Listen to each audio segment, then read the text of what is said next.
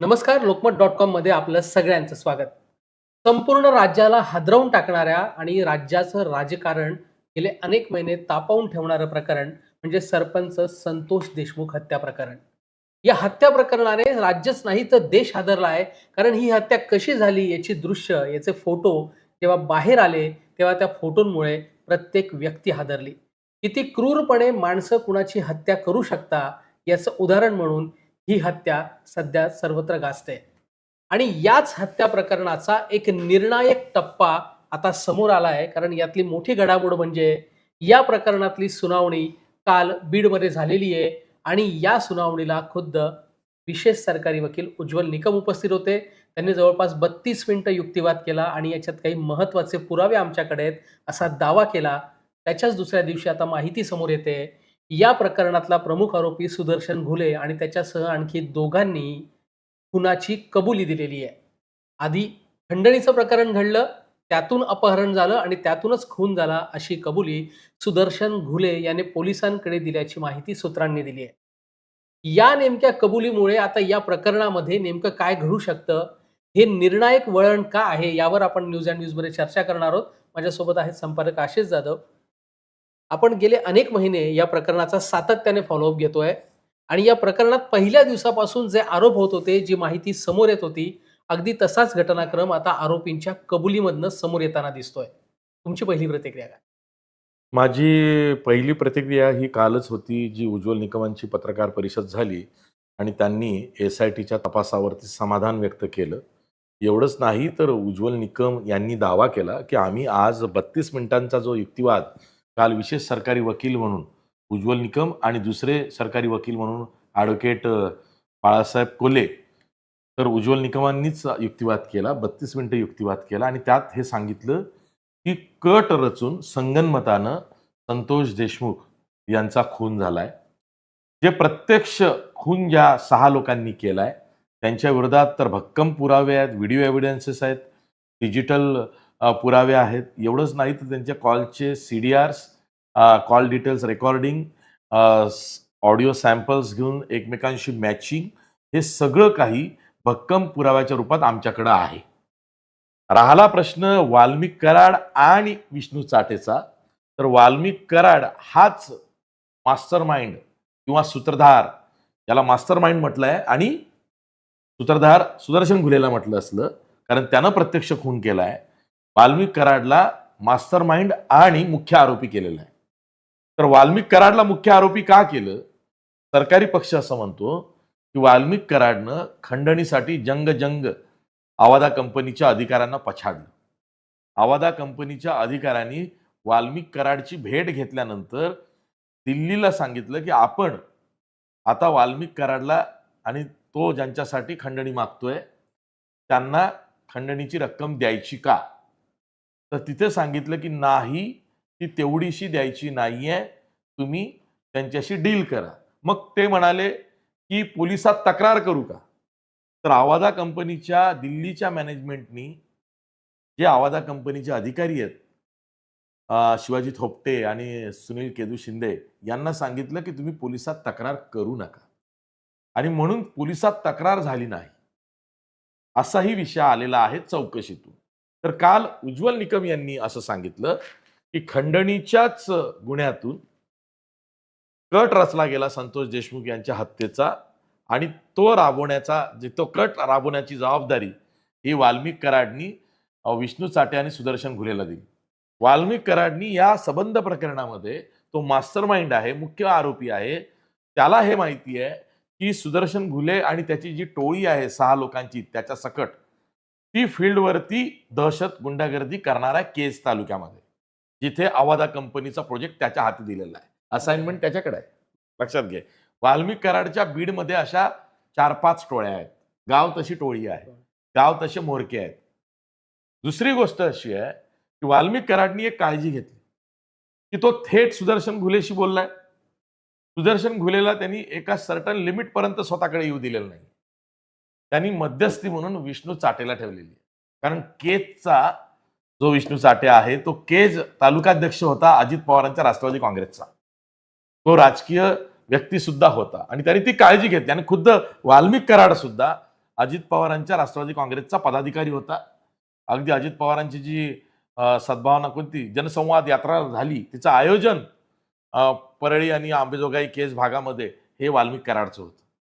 सांगायचं तात्पर्य असं आहे की काल 32 मिनिटांच्या युक्तिवादामध्ये विशेष सरकारी वकील उज्ज्वल निकम यांनी युक्तिवाद जो केला तो तारखावार घटनाक्रम मांडला आणि न्यायालयाला काय सांगितलं, बीडच्या विशेष मकोका न्यायालयाला, की आमच्याकडं जशी घटना तसा पुरावा आहे, तारखेवाईज घटनाक्रम सांगतोय आणि पुन्हा घटने तसा पुरावा आहे.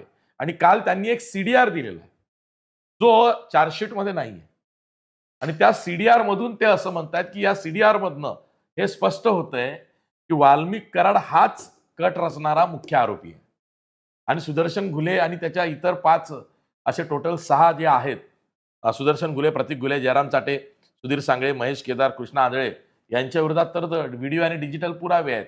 तर काल उज्ज्वल निकमांनी जे पुढे जाऊन सांगितलंय की आमच्याकडं आत्ता यामध्ये जो कृष्णा आंधळे जो आहे, जो फरार आहे हत्येनंतर 100 दिवस होऊन गेले तो फरार आहे, त्यानं फरार असताना वाल्मिक कराड आणि विष्णू चाटे यांच्याबरोबर 3 वेळा फोनवरनं संपर्क साधलेला आहे. म्हणजे त्याला फरार करण्यामध्ये सुद्धा वाल्मिक कराडचा हात आहे आणि त्याला मदत सुद्धा करण्यामध्ये वाल्मिक कराड आहे. तर याचा आता अधिक चौकशी व्हावी. प्लस काल सरकारी पक्षाकडनं न्यायालयाला असं सांगितलं गेलं की पुढची सुनावणी जी 10 एप्रिलला आहे तिथे उज्ज्वल निकम यांच्या मार्फत ते पुन्हा त्या 10 एप्रिलच्या सुनावणीला हजर असणाऱ्या बीडमध्ये तिथे विनंती अर्ज दिला जाणार आहे आणि त्या विनंती अर्जामध्ये काय असणार आहे तर आम्ही या आरोपींवरती जे आरोप फ्रेम केले गेलेले आहेत आत्ता, तर आम्ही नव्यानं तुम्हाला एक विनंती अर्ज देतो आणि त्यामध्ये सांगतो की जे आरोप आम्ही ठेवतो आहोत त्यानुसार आमच्याकडे पुरावे आहेत. म्हणजे कसे, सीसीटीव्ही फुटेज असेल, सीडीआर असतील, गोपनीय बैठकांच्या साक्षी असतील, त्या सगळ्या काही आम्ही विनंती अर्जाबरोबर देणार आहोत जेणेकरून आमचा युक्तिवाद होताना जे रिटर्न सबमिशन पाहिजे तो विनंती अर्ज असेल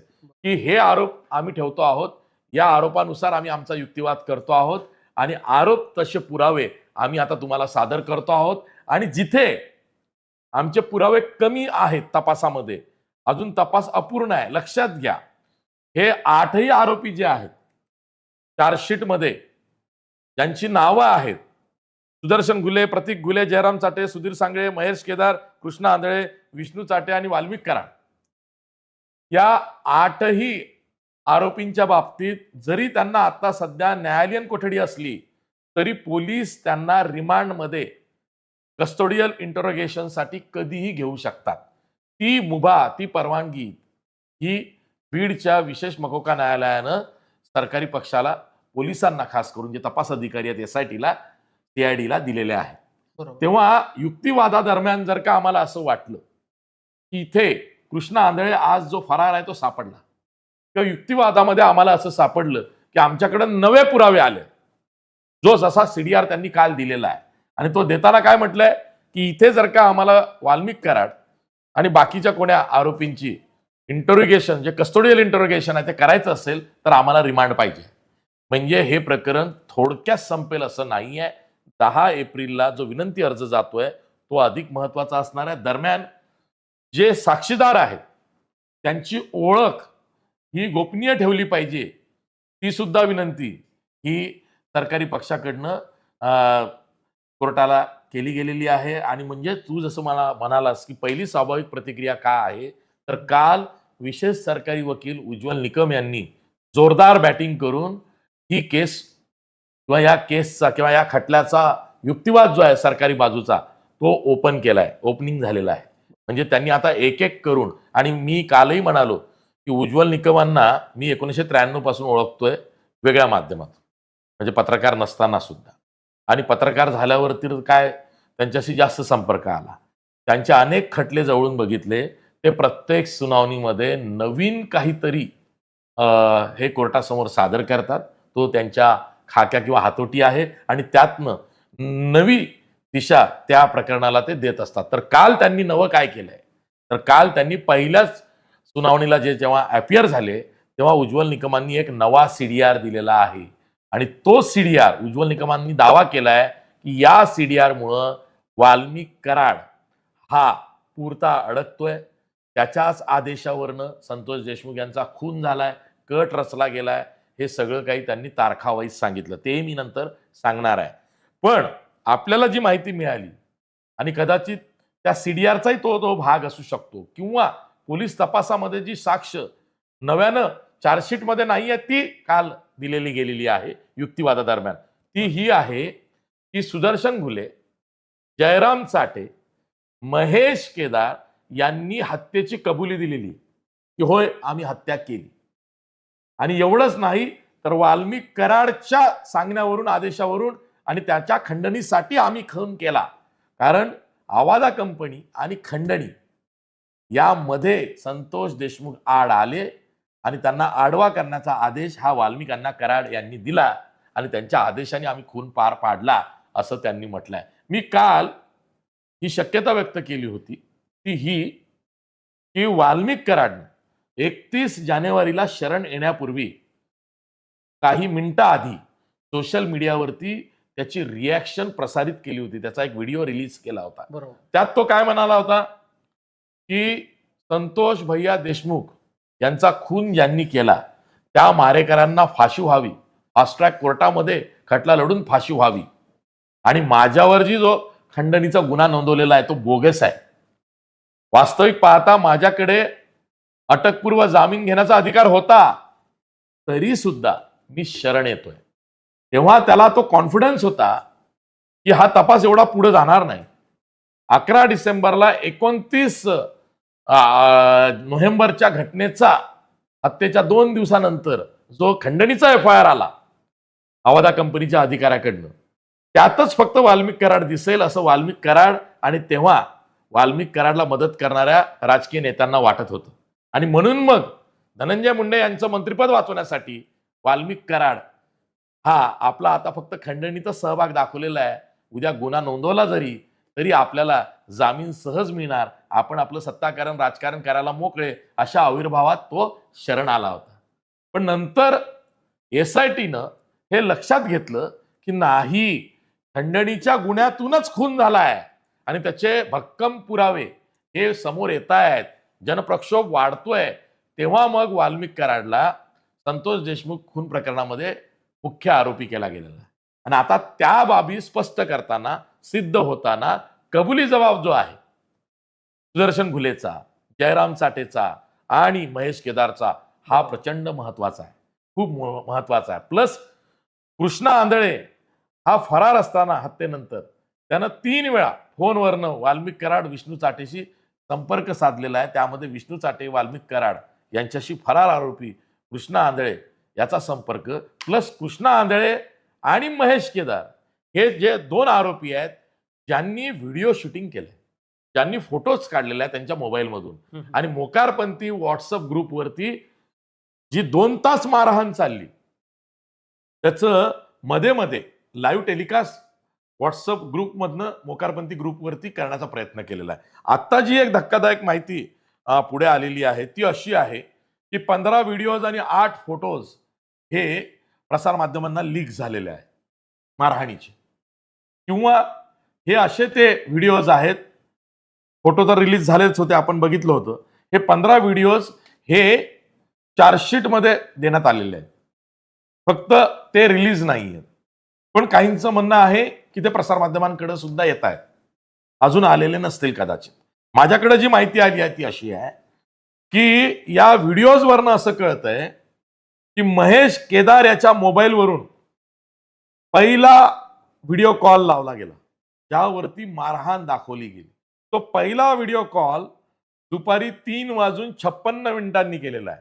लक्षात घ्या, मी टायमिंग जे सांगतोय 3:56 महेश केदारनी व्हिडिओ कॉल केलेला आहे ज्यामध्ये मारहाण सुरू झालेली आहे असं दिसतंय.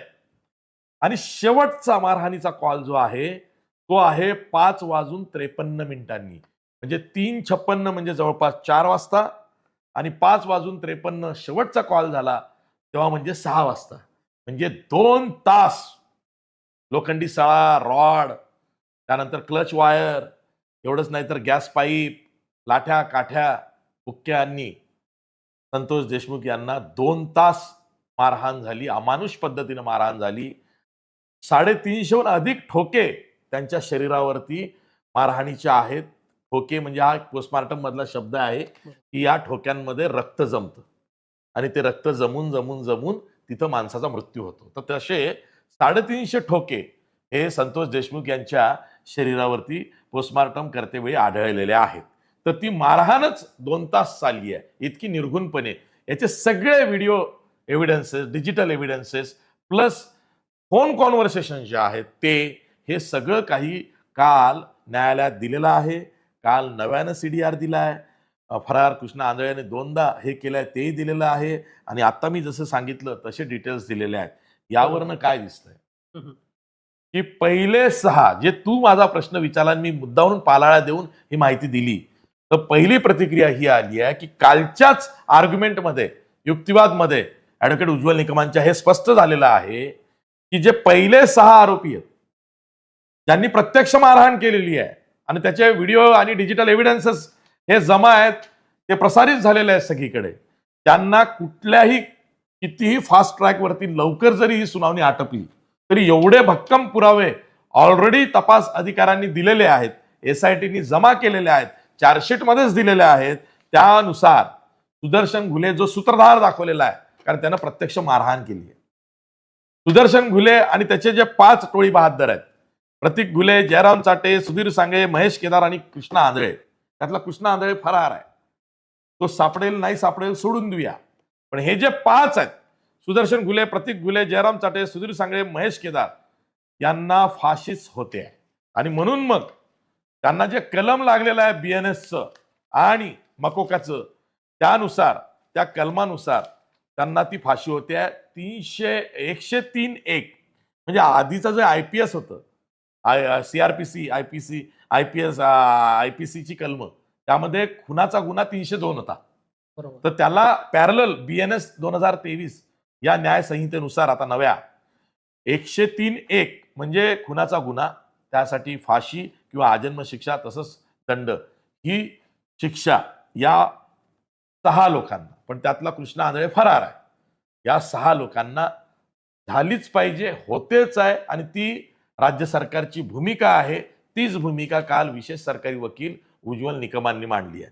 राहिला प्रश्न वाल्मिक कराड आणि विष्णू चाटेचा, तर वाल्मिक कराड हा मास्टर माइंड आहे, मुख्य आरोपी केले गेलेला आहे. त्याच्या इशाऱ्यावरनं त्याच्या पोरांनी कट रचून, म्हणजे त्यानं कट रचला आणि त्याच्या मुलांनी, त्याच्या टोळी बहाद्दारांनी त्याची अंमलबजावणी केली, खून केला, तर त्यालाही फाशी व्हावी अशी मागणी ही सरकारी पक्षाकडनं करण्यात आलेली आहे. दिस इज ब्रेकिंग न्यूज. वाल्मिक कराडला सुद्धा संतोष देशमुख खुनाचा कट रचणे आणि तो राबवणे म्हणून विष्णू चाटे या दोघांच्याही फाशीची मागणी सरकारी पक्षानं काल युक्तिवादात केलेली आहे. ब्रेकिंग न्यूज आहे. बरोबर, मोठी बातमी आहे ही. आणि याच सगळ्या प्रकरणावरती संतोष देशमुख यांचे भाऊ धनंजय देशमुख यांची आता प्रतिक्रिया आलेली आहे. सुदर्शन घुलेची कबुली असेल किंवा कालची सुनावणी असेल, त्यांनी काय म्हटलंय ते पाहूया. काल संतोषांना देशमुख हे माझे भाऊ यांच्या जे न्यायप्रविष्ट झालेलं प्रकरण आहे त्याची सुनावणी काल होती.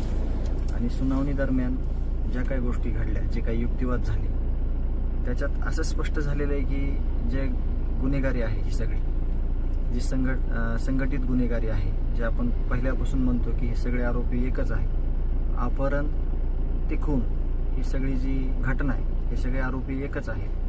या आरोपींनी अपहरण करून जी हत्या केली, त्या संदर्भात निकम साहेबांनी एकदम स्पष्ट शब्दामध्ये प्रसारमाध्यमांना आपली प्रतिक्रिया काल दिलेली आहे. म्हणून मला याविषयी काही जास्त न बोलता मी एवढं बोलेल की आम्हाला न्याय मिळाला पाहिजे आणि या आरोपींना फाशी झाली पाहिजे आणि हे प्रकरण सगळं फास्ट ट्रॅक कोर्टात चाललं पाहिजे आणि लवकरात लवकर या जे प्रकरण आहे या प्रकरणाचा निकाल लागून आरोपीला फाशी झाली पाहिजे अशी आमची मागणी आहे. काल संतोषांना देशमुख हे माझे भाऊ यांच्या जे न्यायप्रविष्ट झालेलं प्रकरण आहे त्याची सुनावणी काल होती. आणि सुनावणी दरम्यान ज्या काही गोष्टी घडल्या, जे काही युक्तिवाद झाले, त्याच्यात असं स्पष्ट झालेलं आहे की जे गुन्हेगारी आहे ही सगळी, जी संघटित गुन्हेगारी आहे, जे आपण पहिल्यापासून म्हणतो की हे सगळे आरोपी एकच आहे. अपहरण ते खून ही सगळी जी घटना आहे, हे सगळे आरोपी एकच आहेत. या आरोपींनी अपहरण करून जी हत्या केली, त्या संदर्भात निकम साहेबांनी एकदम स्पष्ट शब्दामध्ये प्रसारमाध्यमांना आपली प्रतिक्रिया काल दिलेली आहे. म्हणून मला याविषयी काही जास्त न बोलता मी एवढं बोलेल की आम्हाला न्याय मिळाला पाहिजे आणि या आरोपींना फाशी झाली पाहिजे आणि हे प्रकरण सगळं फास्ट ट्रॅक कोर्टात चाललं पाहिजे आणि लवकरात लवकर या जे प्रकरण आहे या प्रकरणाचा निकाल लागून आरोपीला फाशी झाली पाहिजे अशी आमची मागणी आहे. काल या प्रकरणावरनं म्हणजे एकूणच जे धनंजय देशमुख आहेत ते देखील म्हणतायत की फाशीच झाली पाहिजे. त्यांच्या मागणीच्या दृष्टीने आता कायदेशीर प्रक्रिया सुरू झाली असं म्हणायचं का? जसं मी आधी म्हणालो आणि आता तू धनंजय देशमुखांची सुद्धा प्रतिक्रिया ही दाखवलेली आहे की ह्या 8ही आरोपींना फाशी झाली पाहिजे. बरोबर. तर ते आधीचे जे 6 आहेत त्यातला एक जण तो कृष्णा आंधळे फरार आहे, त्यांना तर फाशी होतेच आहे. म्हणजे हे तर उघड आहे की ज्या पद्धतीचे डिजिटल आणि व्हिडिओ पुरावे आणि फोटोच्या रूपात हे सबंध पब्लिक डोमेनमध्ये म्हणजे सोशल मीडियावरती, नंतर टीव्ही चॅनल्सवरती आपण सुद्धा हे दाखवतोच आहोत. सीसीटीव्ही फुटेजचे पुरावे आलेले आहेत, हे दिसतच आहे. पण वाल्मिक कराड आणि विष्णू चाटे हे सुद्धा फाशीवरती जाऊ शकतात. तसे पुरावे हे पोलिसांच्या तपासात आलेले आहेत असा दावा हा केला जातोय आणि त्या आधारेच धनंजय देशमुख म्हणतायत की होय, सर्वांना फाशी झाली पाहिजे. आता दुसरी गोष्ट यामध्ये अशी आहे जी कदाचित पुढे जाऊन येईल आणि मी हे कालही सांगितलं, विष्णू चाटे जो आहे तो माफीचा साक्षीदार होऊ शकतो. त्याला ती संधी आहे. पण मग तो जर का माफीचा साक्षीदार झाला तर वाल्मिक कराडी अडकतो आणि या बाकीच्यांचं तर होतच.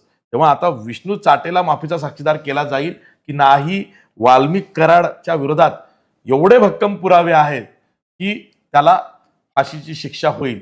हा आता पुढे जेव्हा युक्तिवाद सुरू होईल ॲडव्होकेट उज्ज्वल निकमांकडनं, सरकारी बाजूकडनं, हे बघणं फार औत्सुक्याचं राहील. पण काल जो दावा केला गेलेला आहे सरकारी पक्षाकडनं न्यायालयामध्ये की जो नवा सीडीआर दिलेला आहे त्या सीडीआर मधून वाल्मिक कराड हा या सबंध कटाचा जो खुनाचा कट आहे त्याचा मास्टर माइंड आहे, तोच मुख्य आरोपी आहे असा दावा केला गेलेला आहे. आणि मुख्य आरोपी यासाठी बनवलेला आहे की त्याच्या फाशीची मागणी त्यांनी केलेली आणि ज्या अर्थी फाशीची मागणी केली आहे, मुख्य आरोपी आहे, त्या अर्थी तेवढे भक्कम पुरावे हे SIT-कडं, CID-कडं तपासात आलेले आहेत. आणि काल त्यांनी जसं आधी चार्जशीटमध्ये ज्या बाबी नाही आहेत त्या नव्यानं काल सबमिट केल्या आहेत. बरोबर. आणि आता 10 एप्रिलला पुढच्या सुनावणीला विनंती पत्र देऊन आरोप कोणत्या क्रमानं असावेत की जसा आमचा युक्तिवाद पुढे जाईल त्या आरोपानुसार आम्ही सगळे पुरावे सादर करून युक्तिवाद करू, याचा विनंती अर्ज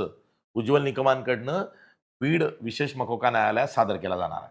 आत्ता हे दिसतंय की काल जो युक्तिवाद झाला 32 मिनिटांचा ॲडव्होकेट उज्ज्वल निकमांचा, तर त्यामध्ये त्या युक्तिवादाची सुरुवातच त्यांनी अशी केली की कट रचला गेला. खंडणीच्या गुन्ह्यातून संतोष देशमुखांचा खून झाला. संतोष देशमुख आवादा कंपनी आणि खंडणीच्या आड आले म्हणून वाल्मिक कराडनं संतोष देशमुख यांचा खून करवून घेतला. आणि करणारे कोण? तर हे 6 लोक आणि त्यांना सगळ्या गाईडलाईन्स पुरवणारा कोण? तर वाल्मिक कराडनं ती जबाबदारी विष्णू चाटेवर दिली आणि विष्णू चाटे आणि सुदर्शन घुले यांच्यामध्ये विसंवाद जिथं झाला तिथं प्रत्यक्ष वाल्मिक कराड आला. लक्षात घ्या. आणि मग तो घटनाक्रम तारखा वाईज युक्तिवादात काल आलाय आणि त्यानंतर मी पुन्हा ब्रीफ सांगतो काय काय झालंय. 28 मे 2024ला या अवादा कंपनीच्या संदर्भातला पहिला गुन्हा घडलाय. तो घडला संतोष देशमुख यांच्या खून होण्याच्या 6 महिन्याआधी 28 मे 2024ला जेव्हा अवादा कंपनीच्या 2 अधिकाऱ्यांचं अपहरण वाल्मिक कराडच्या टोळीने केलेलं आहे. तिथं पोलिसांनीच त्या अधिकाऱ्यांची सोडवणूक केली. अगदी खरवंडी या पाथर्डी तालुक्यातल्या गावी या दोघांची सुटका पोलिसांनी केलेली आणि त्याचा FIR हा 29 मेला दाखल करण्यात आला होता केज पोलीस स्टेशनमध्ये. त्यानंतरची तारीख दिलेली आहे 8 ऑक्टोबर 2024. वाल्मिक कराडनं आवादा कंपनीच्या शिवाजी थोपटे यांना परळीच्या कार्यालयात बोलावून धमकावलं 2 कोटी रुपये द्या, नाहीतर कंपनीचे सर्व काम बंद करा. आणि यावेळी परळीच्या कार्यालयात वाल्मिक कराडच्या 8 ऑक्टोबर 2024ला विष्णू चाटे हजर होता. त्याच्यानंतर दुसऱ्या दिवशी 9 ऑक्टोबर 2024ला आवादा कंपनीचे हेच जे अधिकारी आहेत शिवाजी थोपटे यांनी त्यांच्या आवादा कंपनीच्या दिल्लीच्या अधिकाऱ्यांशी संपर्क साधला आणि त्यांना सांगितलं की असं असं 2 कोटी आणि काम बंद करू, माझ्या जीवाची धमकी दिलेली आहे मारण्याची आणि ती लोक खतरनाक आहेत, आता त्यांच्या विरोधात मी पोलिसात तक्रार करू का? तेव्हा आवादा कंपनीच्या मॅनेजमेंटनी दिल्लीच्या शिवाजी थोपटे यांना सांगितलं की FIR करू नकोस, तक्रार करू नको, आपण निगोशिएशन्स करतो आहोत. आता हा जो भाग आहे निगोशिएशन्सचा, आवादा कंपनीचं मॅनेजमेंट कोणाबरोबर निगोशिएशन्स करत होतं? आवादा कंपनी थेट वाल्मिक कराड जो खंडणी बहादर आहे त्याच्याशी निगोशिएशन करणार नाही. इथं कोणती बडी आसामी आहे की जिच्याशी आवादा कंपनी निगोशिएशन्स करणार होती किंवा करते आहे किंवा त्यांनी केले आहेत? आणि या संदर्भातले 2 आरोप हे भाजपचेच आमदार सुरेश धस यांनी जाहीर सभेतनं केलेले आहेत. एक आरोप आहे 14 जून 2024चा परळीच्या धनंजय मुंडे यांच्या बंगल्यावरती आवादा कंपनीचे अधिकारी, आय एनर्जीचे अधिकारी नितीन बिक्कड जो या सगळ्या बीड जिल्ह्यातला काही महत्वाच्या कंपन्यांच्या इन्स्टॉलेशन्सला सिक्युरिटी प्रोव्हाइड करतो, जो मस्साजोगच्या आवादा कंपनीच्या इन्स्टॉलेशनला सुद्धा सिक्युरिटी प्रोव्हाइड करणार होतो आणि तिथे 3 सुरक्षा रक्षक नितीन बिक्कडनं ठेवले होते, जे तिघेही दलित होते आणि मस्साजोगचे रहिवासी होते. एक म्हणजे अशोक सोनवणे, दुसरा म्हणजे अमरदीप सोनवणे, तिसरे भैयासाहेब सोनवणे. त्यांचे पण जबाब आता पब्लिक झालेले आहेत, बाहेर आलेले आहेत, ते त्यात मी पडणार नाही. कारण 6 तारखेला हे आग्रह धरत होते की अॅट्रॉसिटीचा गुन्हा नोंदवा, पण तो नोंदवला गेला नाही. 6 डिसेंबरला हत्येच्या 3 दिवस आधीचा तो विषय सोडून देऊया. तर 14 जूनला धनंजय मुंडेंच्या परळीच्या बंगल्यावरती आवादा कंपनीचा अधिकारी, या एनर्जीचा अधिकारी नितीन बिक्कड हा जे मी आता सांगितलं सिक्युरिटी प्रोव्हाइड करणारा, आणि वाल्मिक कराड यांच्यात बैठक झाली. तिथंही खंडणीची रक्कम मागितली गेली, सांगितली गेली. त्यानंतर 5 दिवसांनी 19 जून 2024ला धनंजय मुंडे यांना कृषी मंत्री म्हणून जो सातपुडा शासकीय बंगला मिळाला होता मलबार हिलमध्ये, तिथे वाल्मिक कराड, आवादा कंपनीचे अधिकारी नितीन बिक्कड आणि खुद्द धनंजय मुंडे यांच्यात बैठक झाली आणि धनंजय मुंडेंच्या समक्ष खंडणीची रक्कम जी आहे 3 कोटी, ती 3 कोटीवरनं 2 कोटी सेटल झाली असा आरोप सुरेश धस यांनी केलाय.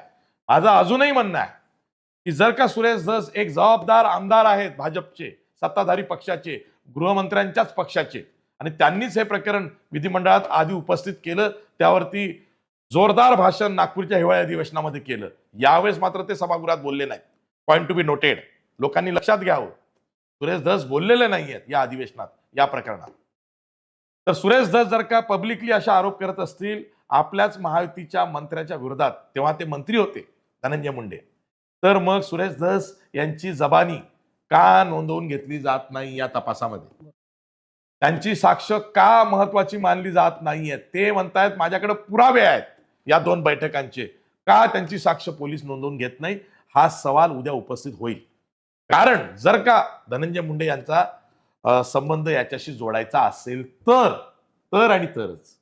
पण मी जसं म्हणालो की 9 ऑक्टोबरला 8 ऑक्टोबरला वाल्मिक कराडनं परळीच्या कार्यालयात बोलावून शिवाजी थोपटे या आवादा कंपनीच्या अधिकाऱ्याला धमकावलं, 2 कोटीच्या खंडणीची मागणी केली, काम बंद कर सांगितलं. तिथं विष्णू चाटे हजर होता. त्याच्या दुसऱ्या दिवशी 9 ऑक्टोबर 2024ला शिवाजी थोपटे त्याच्या दिल्लीच्या अधिकाऱ्यांशी बोलला आवादा कंपनीच्या. त्यांनी सांगितलं FIR नको करूस, तू ती चूक करू नको, आपण निगोशिएशन्स करतोय, वाटाघाटी करतोय. मग त्या वाटाघाटी आवादा कंपनीच्या दिल्लीच्या अधिकाऱ्यांच्या कोणाबरोबर चालल्या होत्या, कशासाठी चालल्या होत्या? आठवत असेल, धनंजय मुंडे हे प्रकरण बाहेर आल्यावरती, आरोप झाल्यावरती प्रल्हाद जोशी केंद्रीय मंत्री यांना भेटायला दिल्लीला गेले होते आणि प्रल्हाद जोशी हे अक्षय ऊर्जा मंत्री सुद्धा आहेत. मग त्या भेटीत काही असं काही झालंय का चर्चा? हा सुद्धा विषय हा न्यायालयीन समिती समोर आला पाहिजे. यावर सुद्धा प्रकाशझोत टाकला गेला पाहिजे सरकारकडनं पोलिसाच्या तपासामध्ये. ते होताना दिसत नाही. नंतरची तारीख आहे 29 नोव्हेंबर 2024. ही तारीख सर्वात महत्वाची आहे आणि इथे युक्तिवाद करताना ऍडव्होकेट उज्ज्वल निकम यांनी असं सांगितलं की वाल्मिक कराड हा केसमध्ये 28 तारखेलाच आला होता, 28 नोव्हेंबर 2024 ला झाला होता. आणि सकाळी विष्णू चाटेच्या फोनवरनं वाल्मिक कराडनी आवादा कंपनीचे अधिकारी सुनील केदू शिंदे यांना धमकी दिली. फोन लावला विष्णू चाटेनी सुनील शिंदेच्या फोनवर, मोबाईलवरती, आणि सांगितलं की वाल्मिक अण्णा बोलतायत. तेवढ्या वेळात सुनील शिंदे यांनी तो फोन स्पीकर फोनवर घेतला आणि स्पीकर फोनवर घेतला असताना बाजूला शिवाजी थोपटे हे सुद्धा हजर होते, हे युक्तिवादात सांगितलंय. आणि तिथे स्पीकर फोनवरती शिवाजी थोपटे आणि सुनील शिंदे या दोन आवाजा कंपनीच्या अधिकाऱ्यांनी वाल्मिक कराडची धमकी ऐकली. तिथं वाल्मिक कराड म्हणाला की 2 कोटी रुपये द्या, नाही तर काम बंद करा. हे मी तुम्हाला सांगतोय आणि सुदर्शन सांगतो तसं करा, अशी धमकी ही 29 नोव्हेंबरला दिली. त्याच 29 नोव्हेंबरला विष्णू चाटेच्या केसच्या कार्यालयामध्ये वाल्मिक कराड, सुदर्शन घुले, त्यानंतर तुमचा जयराम चाटे, महेश केदार, सुधीर सांगळे हे आरोपी आले. तिथं राजेश पाटील जो निलंबित PSI आहे तो सुद्धा आलेला आहे. त्याचे CCTV फुटेज रिलीज झालेले आहेत. ते आधीच पुरावे हे पब्लिक डोमेन मध्ये सुद्धा व्हायरल होऊन आलेले आहेत.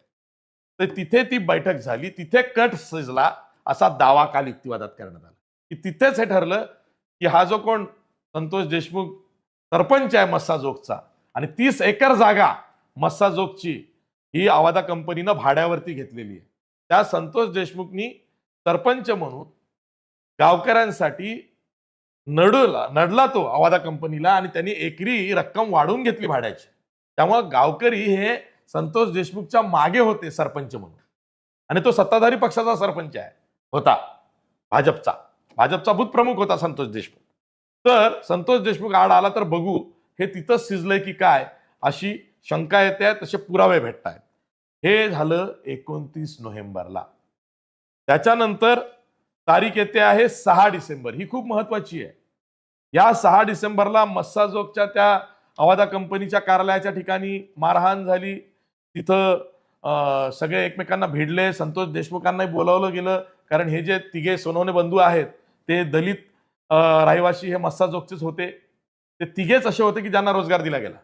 बाकीच्यांना रोजगार द्या अशी मागणी होती संतोष देशमुखची आवादा कंपनीकडे, हे सुद्धा नमूद करा. तर तिथे संतोष देशमुख यांनी सुद्धा हात उचलला सुदर्शन घुले आणि या बाकीच्यांवरती. त्यातल्या एकाचा वाढदिवस त्या दिवशी होता, प्रतीक घुलेचा वाढदिवस होता. आणि वाढदिवसाच्या दिवशी संतोष देशमुखनं हात उगारला, मारलं. हा राग सुदर्शन घुले आणि प्रतीक घुले आणि त्यांच्या टोळी बहादरांना आलेला होता. आणि मग तिथे हे जे सोनवणे बंधू आहेत हे केसच्या पोलीस स्टेशनमध्ये सांगत होते की आमची अॅट्रॉसिटीची केस घ्या, गुन्हा घ्या, FIR घ्या. तत्कालीन केसचे पोलीस अंमलदार इंचार्ज प्रशांत महाजन यांनी कुठलीही कार्यवाही केली नाही, तक्रार घेण्यास नकार दिला. ते राजेश पाटीलही तसेच होते. आणि तिथे जर का प्रशांत महाजन यांनी जर का तत्परता दाखवली असती, अॅट्रॉसिटीचा गुन्हा नोंदवून घेतला असता, तर पुढे संतोष देशमुख यांचा बळी गेला नसता. कारण अॅट्रॉसिटीचा गुन्हा नोंदवल्यानंतर यांना जरब बसली असती की नाही, इतकी टोकाची भूमिका घ्यायची नाही की जीवानिशी मारायचं, इतकं निर्गुणपणे मारायचं. हे सुद्धा युक्तिवादात नक्कीच यायला पाहिजे होतं, सांगितलं नाही, माहिती नाही. पण 6 तारखेची सगळी घटना युक्तिवादात आलेली आहे. पुढची तारीख आलेली आहे 7 डिसेंबर 2024, दुसराच दिवस. तिथं म्हटलंय सुदर्शन घुले याने वाल्मिक कराडला फोन लावला. लक्षात घे, 7 डिसेंबरला, 2 दिवस आधी खुनाच्या 7 डिसेंबरला सुदर्शन घुलेनं वाल्मिक कराडला फोन लावला आणि फोनवर सांगितलं वाल्मिक कराडनी सुदर्शन घुलेला, जो तो उठेल आणि आपल्या आड येईल तर काय आपण मग भिकेला लागू. असेच होत राहिले तर कोणतीही कंपनी आपल्याला खंडणी देणार नाही. आता जो कोणी आड येईल त्याला आडवा करावाच लागेल, कामाला लागा. विष्णू चाटेशी बोलून घ्या, तो तुम्हाला मदत करेल, असं वाल्मिक कराडनी सुदर्शन घुलेला फोनवरनं सांगितलं. तो CDR, ते कॉल डिटेल्स, रेकॉर्डिंग हे पोलिसांना सापडलेलं आहे 7 डिसेंबरचं. त्यानंतरची तारीख आहे 8 डिसेंबर आणि ही खूप महत्वाची आहे. विष्णू चाटे, सुदर्शन घुले आणि गोपनीय साक्षीदार हे तिघेजण नांदूर फाटावरच्या हॉटेल तिरंगा येथे भेटले. त्यावेळी विष्णू चाटे यानं सुदर्शन घुलेला वाल्मिक कराडचा निरोप दिला. काय निरोप दिला? विष्णू चाटेनं सुदर्शन घुलेला सांगितलं, संतोष देशमुख हा आडवा आला तर त्याला कायमचा धडा शिकवा. आमच्या मागण्या पूर्ण केल्या नाही तर त्याचा काय परिणाम होतो हा संदेश इतरांना जाऊ द्या, असं वाल्मिक कराडांचा निरोप विष्णू चाटेनं सुदर्शन घुलेला दिला. आणि मग त्यानंतरची तारीख येते आहे ती 9 डिसेंबर, ज्या दिवशी 3च्या सुमारास संतोष देशमुख यांचं अपहरण केलं गेलं. काळ्या स्कॉर्पिओमध्ये त्यांना टाकलं गेलं. त्या काळ्या स्कॉर्पिओमधूनच सर्वाधिक पुरावे जप्त झालेले आहेत आणि मारहाण झाली. आणि 3च्या सुमारास दुपारी अपहरण केल्यानंतर दुपारी 3:20 ते 3:30 10 मिनिटं सुदर्शन घुले सोबतच संतोष देशमुख ज्यांचं अपहरण झालं ते होत असताना 10 मिनिटं संभाषण फोनवरनं सुदर्शन घुले, वाल्मिक कराड आणि विष्णू चाटे यांच्यात झालेलं आहे. आणि त्यानंतर मारहाणीला 3:50 नंतर सुरुवात झाली. आणि जो पहिला व्हिडिओ लावला गेला मारहाणीचा ते सुद्धा टायमिंग मॅच होत आहे, ते होत आहे 3:56, जिथे स्टार्ट केली होती मारहाण. आणि त्याचा व्हिडिओ कॉल लावून त्यांनी सांगितलं एव्हा मारतोय, आता सुरुवात केली आहे. आणि शेवटचा मारहाणीचा व्हिडिओ जो आहे तो 5:53 म्हणजे 2 तासानंतरचा आहे. तर 2 तास निर्गुणपणे मारहाण राहिली. आणि हे संबंध पुरावे, त्यानंतर आणखीन पुरावे येतील. आणखीन यामध्ये काही भाग जो असं वाटतंय की वाल्मिक कराड हा मुख्य आरोपी केल्यामुळे त्याच्या विरोधात त्याला फाशी व्हावे असे जे पुरावे आहेत ते सुद्धा सापडल्याचा दावा हा ॲडव्होकेट उज्ज्वल निकम यांनी काल केलेला आहे. आणि ते विनंती अर्ज जेव्हा देतील, जेव्हा नव्यानं चार्जेस म्हणजेच आरोप फ्रेम करतील आणि आरोपानुसार आम्ही युक्तिवाद सुरू करतोय आणि त्याला जे जे पुरावे आहेत ते आता आम्ही एक एक करून तुम्हाला विस्तृतपणे दाखवतोय, मांडतोय, असं जेव्हा ते म्हणतील तेव्हा खऱ्या अर्थानं 10 एप्रिल पासून हा खटला पुढे जातोय. पण दरम्यान ज्या ज्या काही बाबी पुढे येत आहेत तपासामधल्या, युक्तिवादातल्या, चार्जशीट म्हणजे आरोपपत्रातल्या, त्या सुन्न करणाऱ्या आहेत. एवढं नक्की आहे की 2 कोटीच्या खंडणीसाठी इतक्या निर्घुणपणे मारहाण केली गेलेली आहे. मारणं हा उद्देश होता संतोष देशमुख यांना, पण तो जो मेसेज आहे तो इतर कंपन्यांना सुद्धा जावा, इतरांना सुद्धा जावा. ही जी प्रवृत्ती आहे ती प्रवृत्ती ठेचली पाहिजे अशी भूमिका राज्य सरकारची आहे. म्हणजे मुख्यमंत्र्यांचं जे निवेदन आलेलं आहे त्यात तेच आलेलं आहे की मको का आम्ही लावू. आणि म्हणूनच मग निवृत्त न्यायाधीश M.H. ताहिलानी यांची न्यायालयीन समिती बसली आहे. तिचा आवाका आणखीन मोठा आहे की खंडणीमधून कसे गुन्हे झाले आहेत. आणि हा जो खुनाचा गुन्हा आहे संतोष देशमुख प्रकरण, ही एक केस स्टडी घेऊन अशा खंडण्या कुठं कुठं मागितल्या गेल्या, या रॅकेटमध्ये कोण कोण आहे, एवढा मोठा आवाका कार्य कक्षा जी नेमून दिलेली आहे M.H. ताहिलानी समितीला त्यात आहे असं मला कळलं. ते कुठून कळलंय? धनंजय देशमुख यांच्या प्रतिक्रियेतनं काल कळलेलं आहे. अजूनही सरकारनं कोणता GR काढलाय आणि कार्यकक्षा न्यायालयीन समितीची काय फेरम केलेली आहे हे मला अद्याप मिळालेलं नाही. मी महिन्याभरापासून सांगतोय मला ही कार्यकक्षा किंवा तसा GR कार्यकक्षा असलेला अजून पाहायला मिळालेला नाही. बरोबर आहे. प्रश्न अजूनही अनेक अनुत्तरित आहेत. यातच गंभीर आरोप देखील झालेले आहेत. आता तर मनोज जरांगे यांनी इथे धनंजय मुंडे यांना सहआरोपी करा अशी मागणीही केलेली आहे. येत्या काळामध्ये या सुनावणीमधून अजून धक्कादायक बाबी समोर येऊ शकतात. उज्ज्वल निकम जेव्हा युक्तिवाद करतील आणि एक एक माहिती कोर्टापुढे ठेवतील त्या प्रत्येकाची अपडेट्स आम्ही तुम्हाला देत राहणार आहोत. त्यासाठी माझं असं म्हणणं आहे की सुरेश धस जे सत्ताधारी पक्षाचे आमदार आहेत त्यांनी एका जाहीर सभेमध्ये जे आरोप केलेले आहेत त्यांची साक्ष का पोलीस नोंदवून घेत नाही, जी या प्रकरणामध्ये खूप महत्वाची आहे. जर का खंडणीच्या गुन्ह्यातून संतोष देशमुख यांचा खून झालाय आणि इतका मोठा गौप्यस्फोट त्या आरोपांमधून सुरेश धस यांनी केलेला आहे तर पोलीस सुरेश धस यांची जबानी साक्ष का नोंदवून घेत नाहीत? अजूनही कुणाला वाचवण्याचा प्रयत्न होतोय का? हे प्रकरण फक्त खुनापर्यंतच ठेवण्याचा प्रयत्न होतो का? जो युक्तिवाद झालेला आहे सरकारी पक्षाकडनं तो फक्त खुनापर्यंत झालेला आहे. खंडणीतून जर का खून झाला म्हणताय तर मग खंडणीचे धागेदोरे कुठपर्यंत जातात याचा तपास पोलीस का करत नाहीत?